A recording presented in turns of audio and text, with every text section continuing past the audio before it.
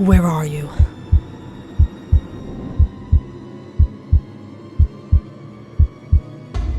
Where are you? Where are you?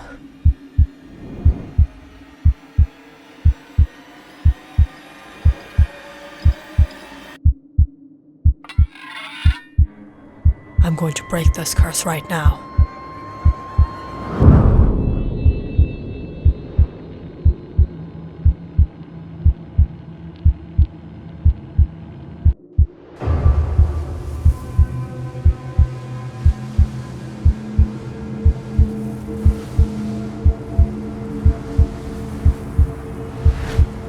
It has been 3 years.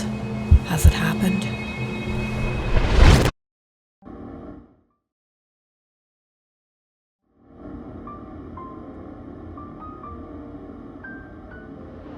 Here you go, Mr. Alvarez. All 100 copies of those papers ready. It was a busy evening at the print shop in Malaga, Andalusia. When the mailman hurried in through the door, soaking wet from the rain, to make his last delivery. Henry, looks like you have a letter today from Madame Charlotte. Charlotte? Hearing her name, Henry immediately took the letter.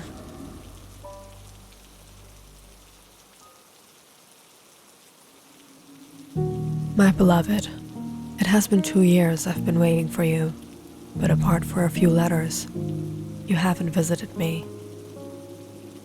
My father and brothers have arranged my marriage, but I cannot be someone else's. I'm only yours. If you do not come even now, know that this would be the end of me. I cannot live without you. Yours, Charlotte. Reading the letter, Henry felt as if the skies would shatter on him. What am I going to do now? No, there is no choice. I have to go. Grabbing his jacket and packing his trunk, Henry ran out in the rain to the nearest livery stable. It was quite late, and the coachman was pulling in the horses for the night.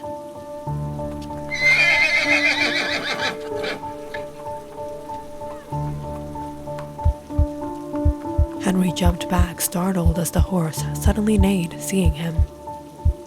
There's no need to be afraid, sir. It's a very nice animal. I'm not really fond of horses. Stepping aside, Henry asked, I need a carriage to Ronda tonight. Can you take me? In this storm? It will take all night. It's not safe. It's very urgent. I will pay you graciously. Henry took out an envelope and handed the man. All right. It was near 10 when Henry set off. The journey to Ronda would take 4 hours from Malaga, and perhaps in this weather it would take much longer. But if Henry doesn't make it this time, he would lose everything he has been trying for the last 2 years. As the hour passed by, Henry stared out into the dark night. When suddenly he heard the horse neigh aggressively, and the carriage take a jolting shake before it hit a boulder on the side of the road.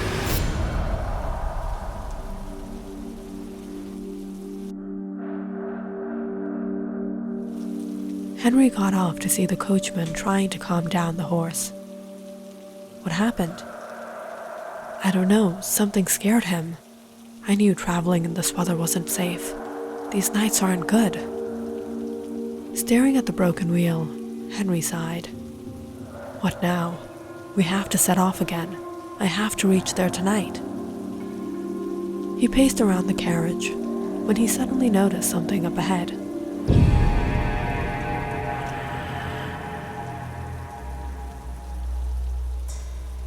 There's a palace up ahead. Perhaps we can find help there. Let's go. Taking the horse, the men walked off towards the palace.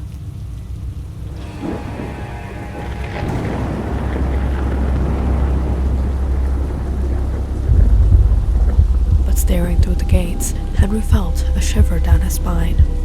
There was something chilling about the place. As the coachman tied down the horse, the doors of the palace swiftly opened, and an old man stepped out. "Sir, we were coming from Malaja when our carriage suddenly broke, but I must reach my destination by tonight. Is there any way we can get our carriage repaired here?" "What do you need?" "A wheel. There is an old stable there. You might find some spare parts. If you wish, you can take a wheel." "Thank you, sir." So Henry and the coachman went into the old stable. "How long will it take to repair the carriage?" "Out in the rain? It will take a few hours." "All right, take the wheel and get started. I'll be right back." As the coachman headed off with the wheel, Henry thought he'd thank the old man for his help. "Thank you again, sir. Without your help, we would have been stuck here in the storm." "Mention it not. Your name?" "Henry. William Bourbon. Come inside."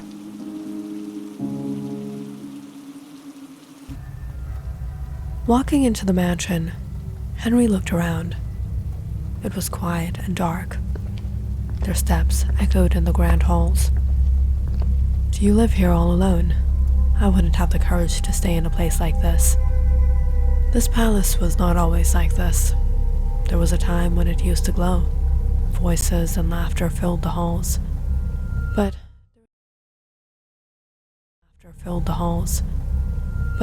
there is no reason for you to fear, young man.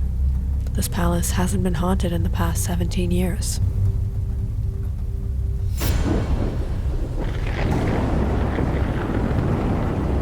Hasn't been haunted in 17 years, and before that? Seeing the nervousness on Henry's face, William let out a chuckle. "What are you doing here so late at night?" "I was headed to Ronda, my hometown, where Charlotte is, the woman I love. She belongs to a rich family, and I'm the son of a farmer. But for the past years, I struggled to finish my education and came to the city so I could arrange money to marry her." "Charlotte? How old is she?" 17. Her family, her fathers and brothers won't accept our love. I've never been able to face them. I haven't even gone to visit her in these 2 years. I know what she thinks of me, even if she'll never tell me. I'm a coward, but what can I possibly do?" "What can you do? If you're in love, you're unstoppable." "I wish I was like that." "If you must go, why are you here instead of there?" "The horse carriage broke on the way." "You could have taken the horse and gone." "I'm afraid of horses. I don't know how to ride a horse." With a chuckle, William ushered Henry up a flight of stairs. "Come with me." As they climbed up one of the towers into a dark room, William held his lantern at one of the portraits. "Does your Charlotte look like her?"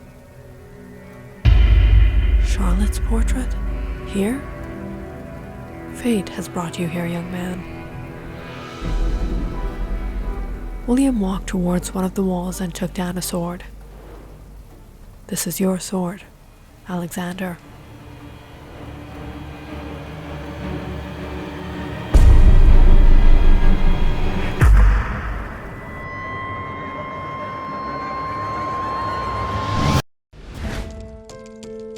Many, many years ago, in the Bourbon Palace in Andalusia,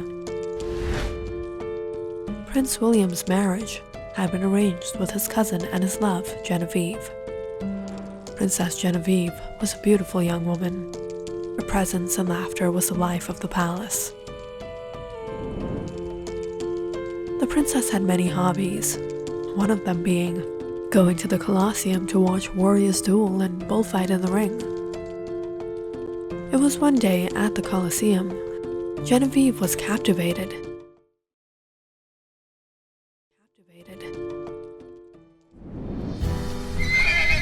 seeing a warrior wielding 2 swords as he rode his horse. He shot his arrows, each hitting its target precisely.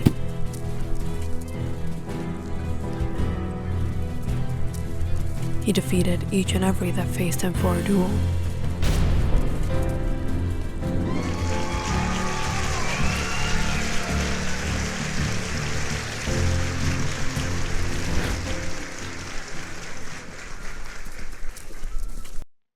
As Genevieve watched him, she noticed her servant girl, Annalise, too mesmerized by him. "Stop staring at him. He's too good for you." "He's too good for me? He's the son of a peasant. It would be his fortune if he gets to marry a servant of the palace." Be he the son of a peasant, Princess Genevieve could not forget this warrior. And on the excuse of learning horse riding, she visited him in town. "Your Highness, how may I come to your service?" "Be at ease, warrior. You may call me Genevieve. What is your name?" "Alexander."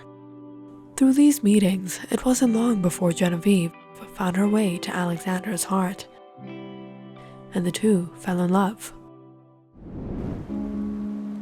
"Genevieve, you're late. Where were you?" "It's William. He has set spies on me everywhere. It's difficult to get out of the palace."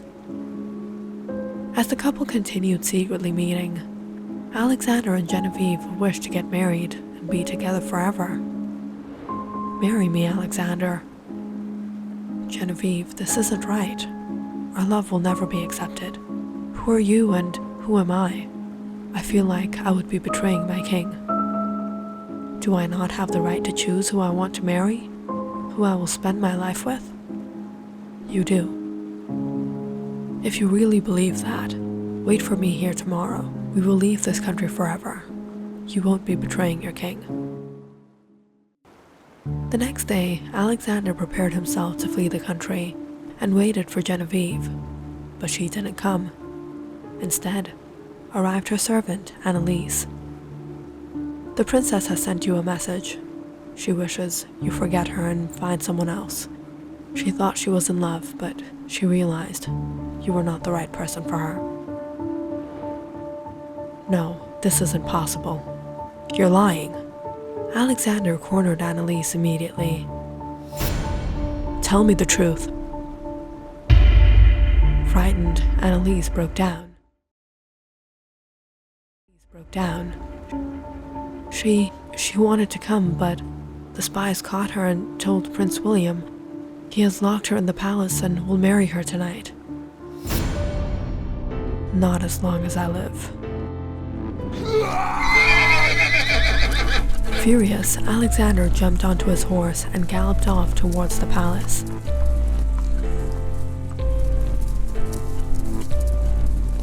Numerous soldiers tried to stop him, but Alexander fought each and every one of them,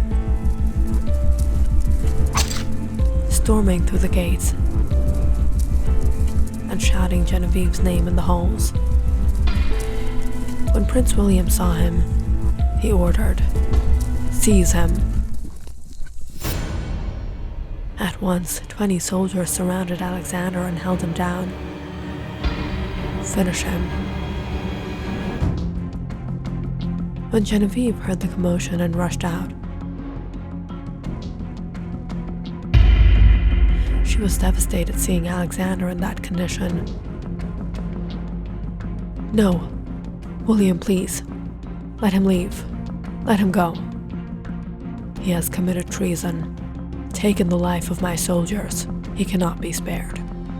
Please, William, let his freedom be your wedding gift to me." Seeing Genevieve plead to him, William couldn't bear seeing her in grief. Let him go. Now, without choice, Genevieve watched as Alexander was taken away, and she was taken to the chamber to be prepared for the marriage.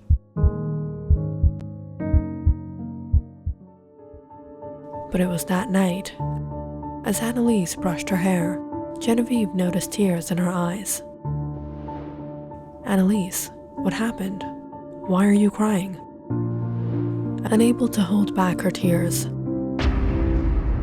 Annalise held her face as she fell to her knees. "Princess, forgive me. I betrayed you."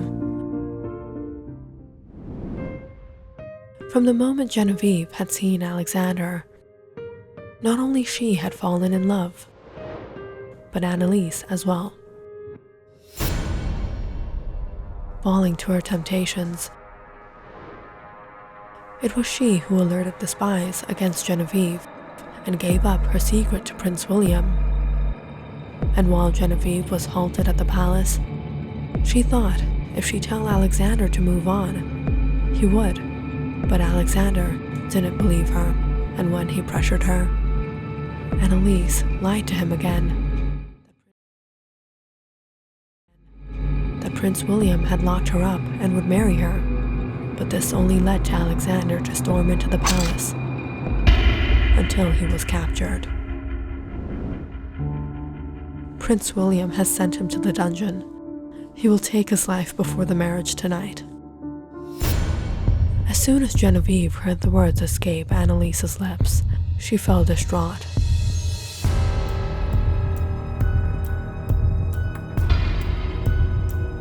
Tearing off her jewelry, Genevieve grasped her dress and ran down the halls. "William! William, no!" But by the time she arrived to the dungeon,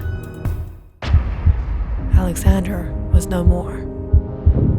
"No, what have you done?" Seeing his lifeless body, she couldn't live like this.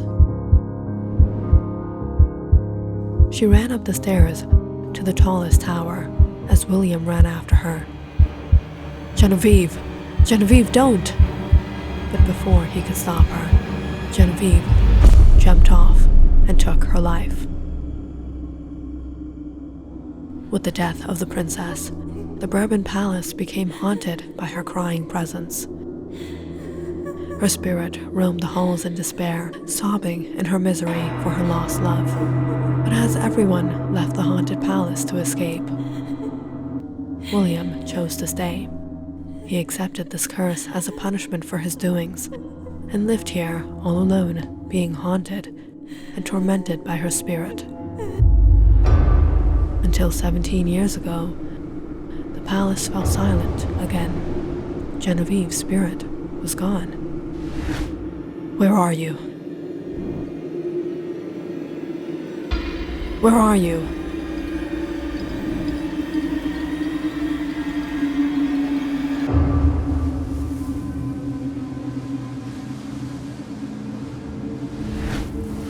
Has it happened?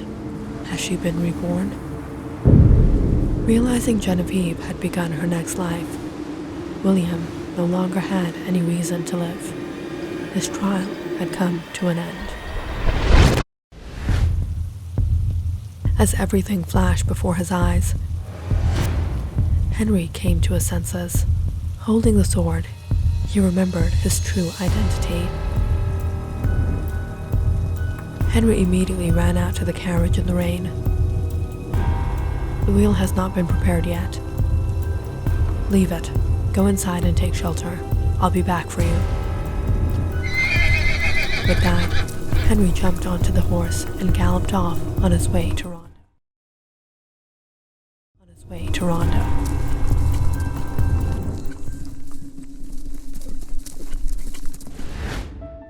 It was early the next dawn, with the rise of the sun. Charlotte woke up, hearing a familiar voice. "Charlotte! Charlotte, come out!" Charlotte rushed to the balcony, shocked to see Henry. But as she tried to go out, her father and brother stopped her. Henry got off his horse and stared at her father, fuming in anger. "How dare you come here and call my daughter?" Charlotte's brother drew his sword and charged at Henry. But before he could even see it coming, Henry drew his own, struck down his sword, and had him at his mercy. Everyone stared in shock, seeing the best warrior in their family on the ground.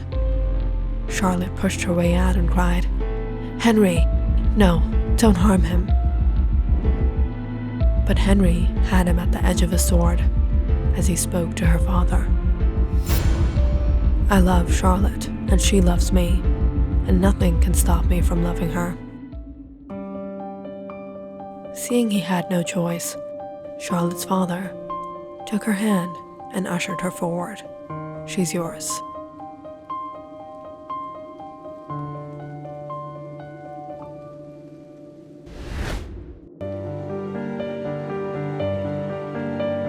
Redemption.